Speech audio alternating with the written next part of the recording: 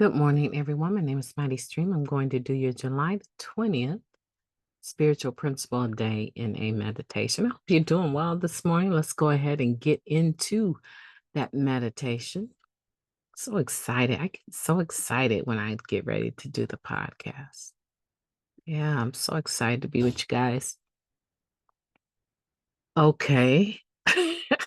I thought the just for the day was interesting. Okay. We're going to be talking about forgiveness sets us free. Oh man, it just keeps getting deeper and deeper. All I'm trying to do is wake up and have a good time this morning. Okay, here we go. Forgiveness sets us free. Mm. Forgiving is its own reward. We start to find peace within ourselves. When we are free of guilt, shame, and resentment, our minds can be still. That comes from the Living Clean book, chapter 7, Love. I like that. Self-righteous indignation used to be its own reward. We were uplifted by our intolerance of other points of view. Mad rage was addictive. No one was going to stop us from reaping its choice benefits, isolating ourselves from others, a free pass to gossip, fortifying our side against the person who wronged us, and, of course, 1,000 more reasons to get high. A member shared, why would I want to forgive rather? Why would I want to forgive when that adrenaline rush of righteous anger felt so doggone good? But what do we really gain by being right? It's a distraction from the real problem. All the hard work we put into staying angry at others could be used to improve ourselves. And like drugs, that initial rush of righteous indignation wears off, exposing the shame and guilt lurking below the surface. I needed more just to stay well, the member continued. 1,000 hits of justified anger just weren't enough. We end up alone, obsessing about our guilt, shame, and resentment, stoking a fire of fixation no one is tending to but us. That's powerful. Through the process of recovery, we can let go of reacting to every injustice we experience or think we do.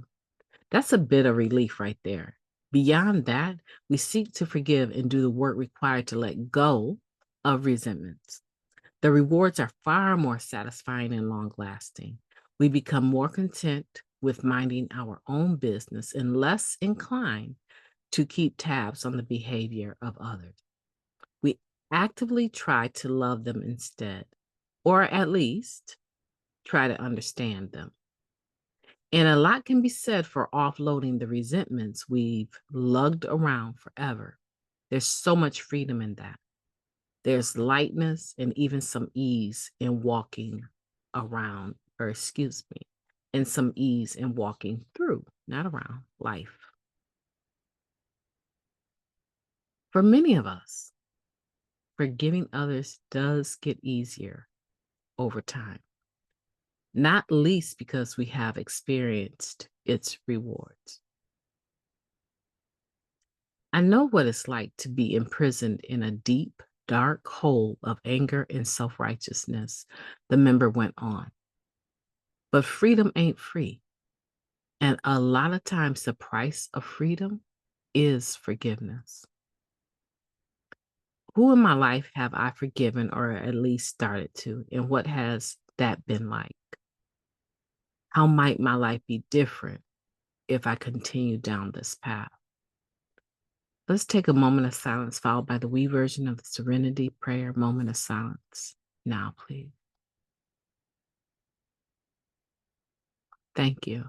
God, grant us the serenity to accept the things that we cannot change, the courage to change the things that we can, and the wisdom to know the difference. Just for today, please and thank you.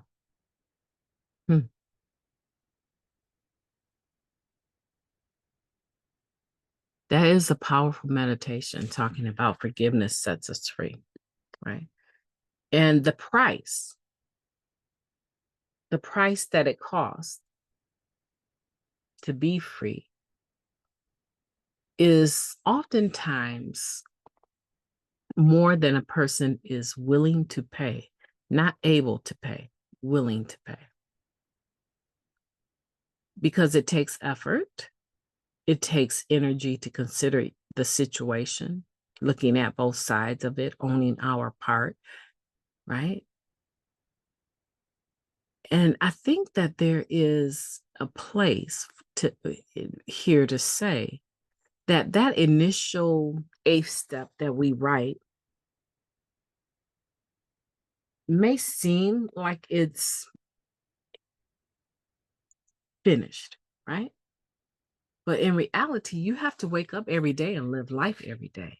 And if waking up and living life every day means that you don't have any situations that you encounter that you may need to use forgiveness or add a person to your eighth step or your 10th step, is if you think that's the case, that's not reality. I can't tell you how many people I've had to forgive. I can't count. And you know what? In recovery, I can't count how many people I needed forgiveness from. Like I told you, my first few years here, I was nothing nice. I was very judgmental. And every decision I made was a decision that had to benefit me, not you. If you put me in an uncomfortable, say we're hanging out, you put me in an uncomfortable position, it's hanging out with somebody. I don't even remember who it was right now. I was hanging out with somebody. And why she decided to shoplift, she never came out of that store. The way she came out of that store was in handcuffs. And I thought to myself, I'm so grateful. Child, I'm so grateful that I left you. When went shopping with my own cart and did what I needed to do, checked out, waiting in the store, trying to reach you. But lo and behold, you have been caught shoplifting. Right? What's the point of that? There's people that need to forgive me and I need to forgive them. If you put me in a predicament in early recovery, if you had put me in a predicament like that, everybody was going to know your business before you could even blink your eyes 10 times. And it wasn't their business. I was going to tell exactly what you had done and how it bothered me. So today I've learned that loose lips get you nothing, right? Righteous indignation, right? It's talking about here this self-righteous indignation, right? It never wears off. It's like a hit. One is too many and 1,000 is never enough. If you don't check it, it'll continue to, you're stoking the flame of it. It will continue to burn. Righteous indignation will put you in a position where now there's some things that you get from it, right? In the first paragraph, I love how it puts it. No one is going to stop us from reaping the benefits. Isolating ourselves from others, a free pass to gossip, fortifying our side against the person who wronged us, right? So that's what I would do. I would make sure that everybody in the rooms knew that you had acted a fool, and that's why I'm doing what I'm doing. That's why I'm not being bothered with you. You know how many close, it gives me a headache even talking about it.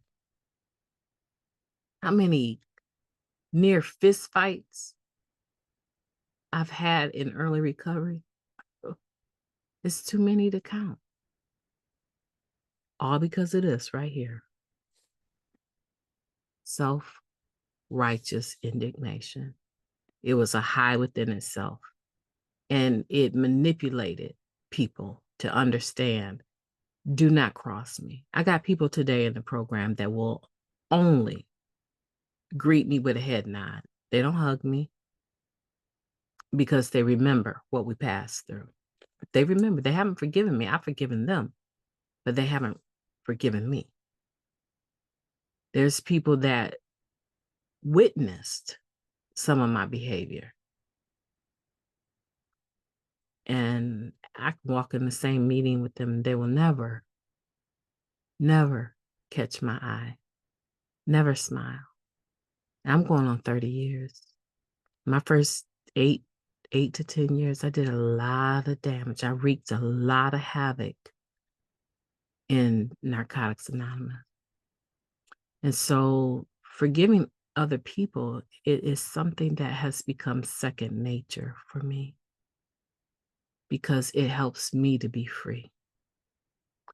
It helps me to be able to do things like this podcast and tell you all that I need to experience strength and hope, right? So that the therapeutic value of one addict helping another is without parallel. Maybe today you can say to yourself, who in my life have I forgiven or at least started to? And what has that been like? Have you experienced a feeling of regret for forgiving? Have you said to yourself, I don't even know why I don't even know why I greeted them or act like I'm over it because I'm not. That's starting to forgive. That's not forgiving. But you are on your way. So when that doubt comes in and you start to regret the forgiving, remember that it sets you free.